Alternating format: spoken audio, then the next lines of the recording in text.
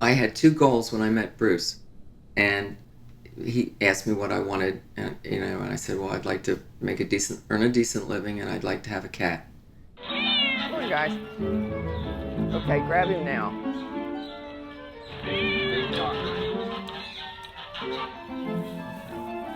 All right, let's see what we can give you, just to make you.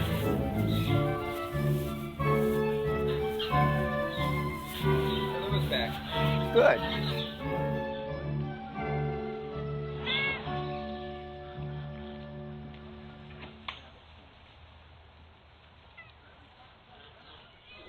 Sound like this. If you're having a little trouble getting the spirit, you get in a boat with a bunch of Christmas lights on at night, you're going to be in the spirit. And that's what it does for me.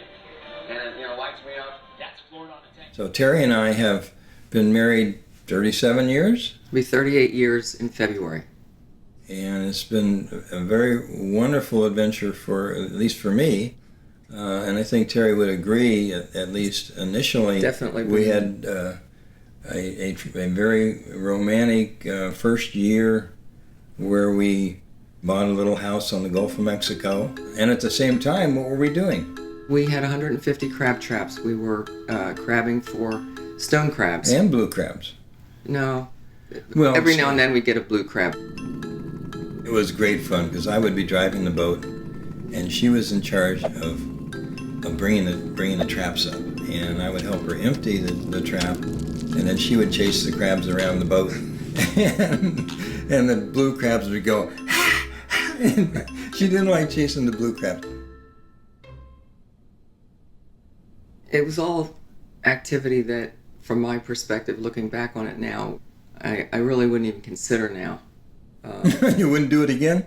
Well, no, I'd marry you, but we had no telephone for the first 4 months we lived there. It was wonderful. There were no cell phones. That was wonderful. We'd go out on the boat, you couldn't see land, and we wanted to have a family, so we knew we had to start moving in the direction of more civilization. We bought a horse, and we've had different livestock here on the property that the kids can enjoy. As they got older, I got thinking, well, what else can I do out back? And at that time, I went to the vet, pick up a prescription for one of our dogs. And while I was there, I asked if there were any kittens in need of adoption. But a woman came over to me and said, excuse me, I couldn't help overhearing that you're looking for a cat. And I said, well, not really looking for a cat, but I try to adopt a kitten every year. And she said, well, would you please just look at this cat? My father loved this cat. She's old.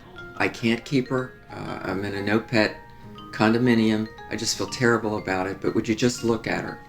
And I look in this carrier, and this beautiful long-haired calico, absolutely beautiful, which just happened to be one of Bruce's favorite colorations in cats.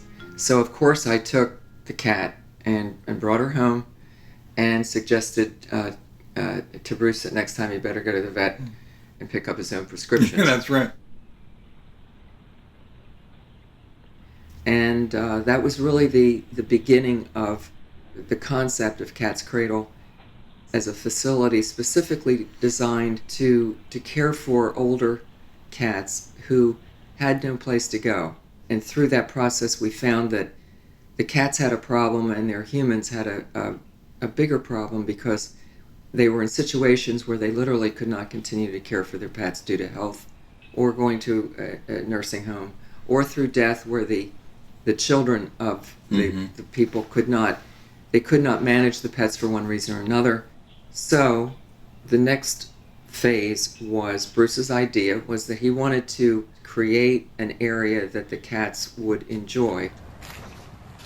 Hello, Tucker. Prowler. There's Bumble and Clyde. This is Babette. This is their main eating area. Here they come, coming over from the bridge for breakfast. Come on, guys. Come on, Bumble, don't block the bridge. Come on. We don't try to manage them, we try to understand them and make the enrichment activities matched to the cats Right. as opposed to the other way around. Calvin, come on, Calvin, you can do it. Some of these cats still have game. Come on. For us, it's kind of a big family, and this gives me an opportunity to be with more cats than I could possibly ever have imagined. And I love all of their personalities, just the way you love the personalities of different people that you might meet. Hello. Yeah.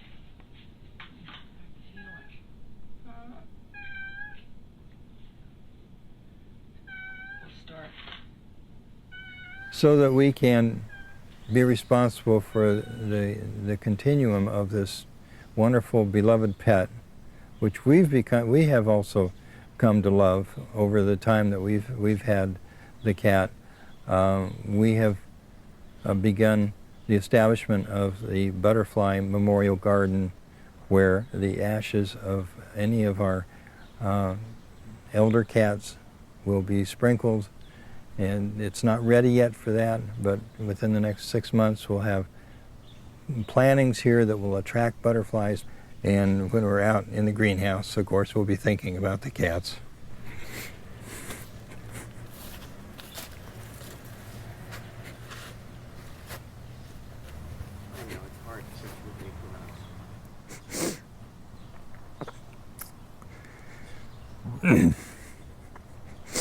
I'm sorry, I wish an equinox could be here.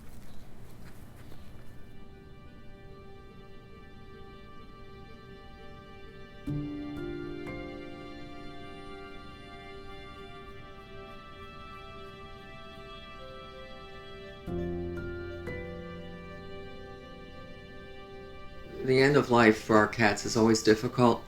The longer that they're here, the more difficult it becomes. But it's always sad when a living thing dies. It just is. Even though it's hard, you never get used to it. We do everything medically possible to keep the cats going, and we work with our veterinarians to be sure that we've taken all the steps to prolong their life, as long as we can assume that they're enjoying their life. That sometimes it's even harder after they've been sick, because you've worked so hard to make things better, and yet you know it's not going to get better, it's just a matter of time. But that's true with all living things. And I think the fact that these cats are old, we're old, we have a sense of those issues, and so we're kind of bound together by it. But again, it's just part of your responsibility. Just like feeding them and petting them and loving them, you have to help them at the end.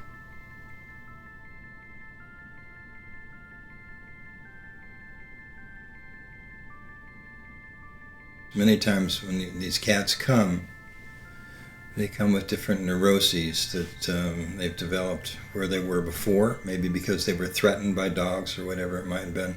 Very gratifying to see the transition from what they were when they came to what they become. It's like they bloom. They really get to be what they're meant to be, and that is a fabulous feeling to see that happen.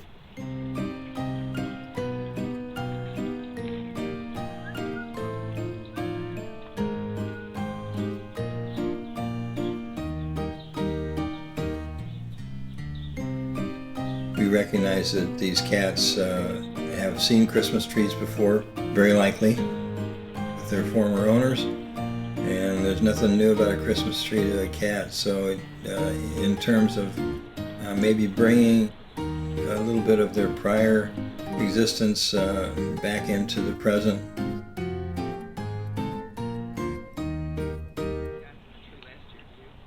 Since these cats are up in age, they have no interest in climbing the tree or knocking the ornaments off, or some of the things that you would normally associate with younger cats that are looking for an opportunity to play with something.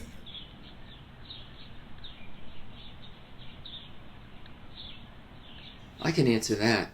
They love me more. Yeah, that's okay. It's all right. No, I'm I think Catmandu. he's Catmandu. but I'm the cat lady. And well, you have to understand, they see me first thing in the morning, and they know that it's breakfast time. There's a big lineup. There's a big march to breakfast.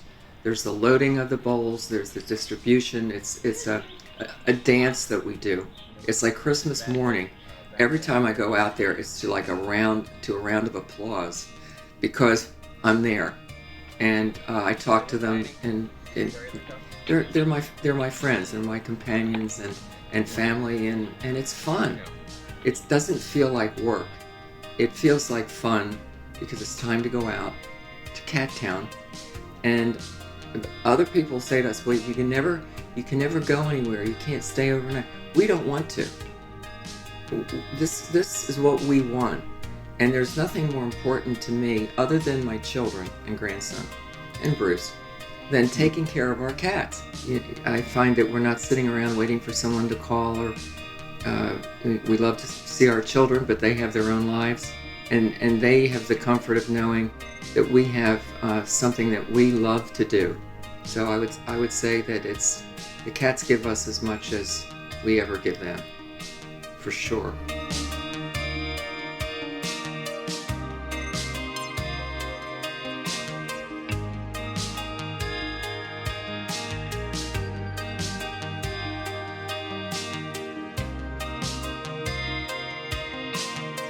This is our finished butterfly garden, and as you can see, we've already got visitors. Here you are. Beautiful. Butterfly bench for contemplation. This little monarch just will not leave me alone. How wonderful.